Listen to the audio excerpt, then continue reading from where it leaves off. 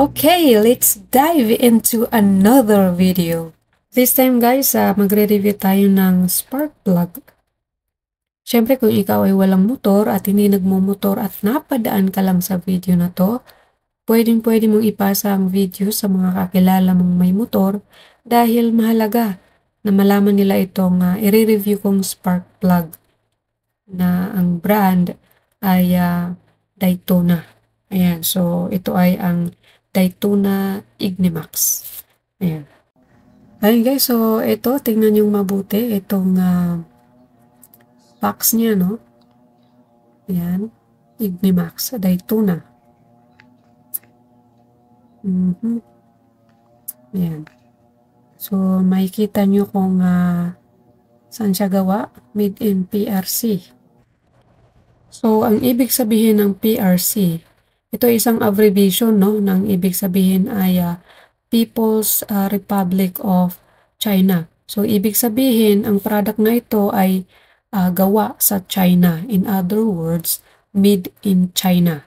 Okay? So, kahit ganun pa man, wag po nating masyadong isipin na hindi maganda yung mga product ng China. Okay? So, pinalitan lang nila yung label niya para hindi masyadong yung mindset kasi ng karamihan sa atin is ay made in China, ayoko niyan kasi fake yan or ganyan. So, hindi lahat ng product nila guys mapapasama tayo.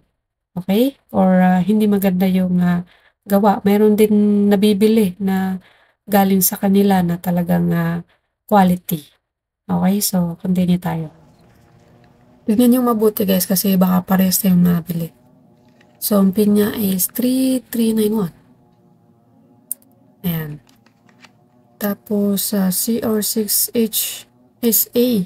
So, ganyan din yung tatak dun sa, sa stock na, spark plug. So, tingnan na naman yung tatak niya. Japan.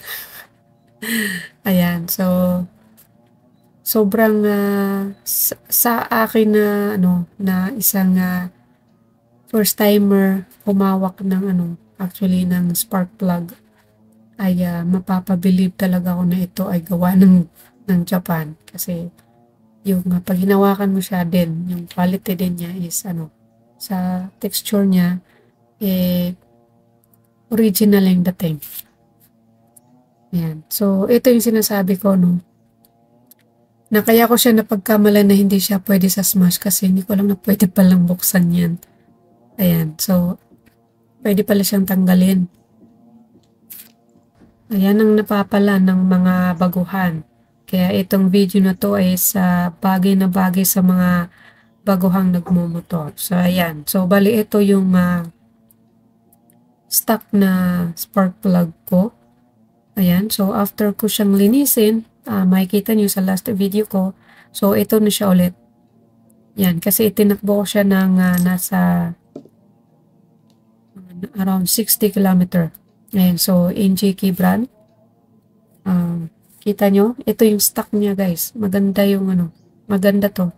Kaya ko lang naman kasi naisip na palitan kasi nasa 9K na yung takbo niya. At ayon sa manual is pag nasa 8K na kailangan magpalit. So advice din kasi ng mga ibang nagmumotor is mas maganda na sundin yung nasa manual. Although, nagbibigay ako ng consideration sa Smash kay Ivory kasi hindi siya laging nilalabas ng bahay. Minsanan lang. Ayan, so, tignan nyo, medyo mas mahaba siya ng konti. Itong si Daytona. Mahaba siya ng konti. Pero yung, ayan, so yung dulo niya, pag pinasok mo siya dun sa bungad ng lagayan ng spark plug, saktong-sakto siya. Ayan. So, I think yun yung mas importante. Ayan. So, ayan po yun. So, dito naman guys, papakita ko sa inyo yung itsura kapag nakakabit siya dun sa cover niya, no? So, yan yung stock na spark plug. NGK. Yan yun. Ayan. So, ganyan siya kapag nakatakip. So, ito naman yung sa Daytona. Ayan. So, ito yung sa Daytona. Kasi, di ba, mas mahaba siya ng konti. Ayan. So, dito, susubukan natin itong Daytona. Kasi, the last time, sa video ko last time, hindi ko siya nasubukan kasi akala ko nga mali. Yan. So, kapahin nyo siya para ma-feel nyo na nag-shoot siya. Maganda yung pasok niya doon sa may lagayan ng spark plug. Okay? At tapusin nyo itong video para madinig nyo at malaman nyo. Siyempre, nagre-review tayo dito. So, kailangan malaman nyo kung ano yung ganap niya dito sa pagre-review ko.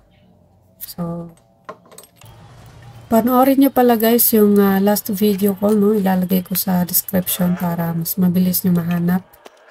Ayan, so, i-test natin to. So, nakapahinga itong si Ivory ng 3 days at ngayon subukan natin itong Daytona. Pakinggan yung mabuti guys. First start.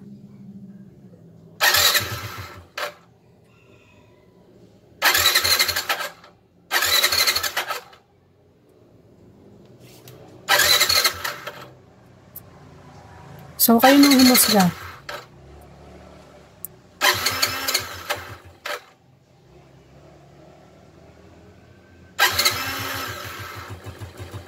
So, yan guys, kaya siya umandar kasi ginamitan ko siya ng throttle.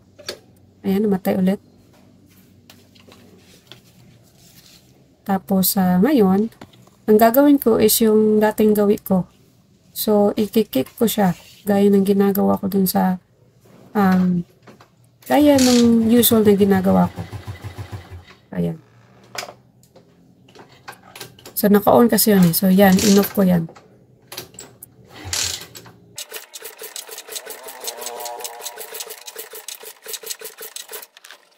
Ayan. So, after several times ng pag-tadjak to, ito na.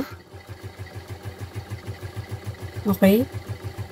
Mandar siya guys, pero pakinggan nyo pa rin. Okay.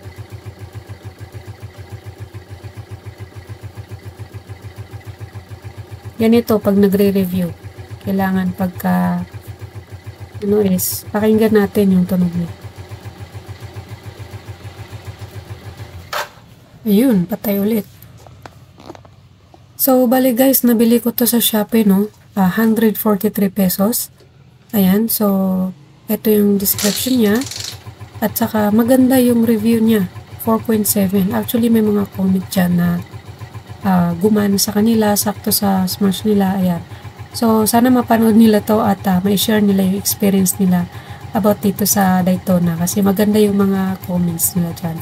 Ayan, so, hindi lang talaga siguro, much dito sa gamit ko na 115. Again, kayo nang humusga based dito sa pinapakita ko sa inyo, no? Nagre-review lang ako, wala akong I hope na hindi nakasama ito sa sa nagtitinda ng product. Pero syempre, doon tayo sa honest review. Ito yung experience ko. So bahala na kayo kung bibili kayo at gusto niyo din ma-experience mismo sa inyo. Okay? Ayan. So wala kasi ang gusto ko lang kasi magkaroon din ito ng review kasi wala akong nakitang review nito. Kasi ibang bansa meron. Pero years ago pa, hindi ngayong taon or last year.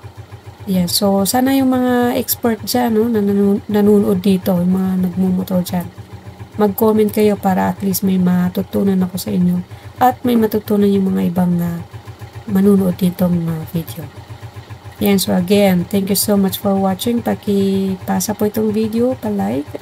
Again, pa-comment ng mga anong nasa isip nyo, kayong mga expert sa motor o kayong mga riders.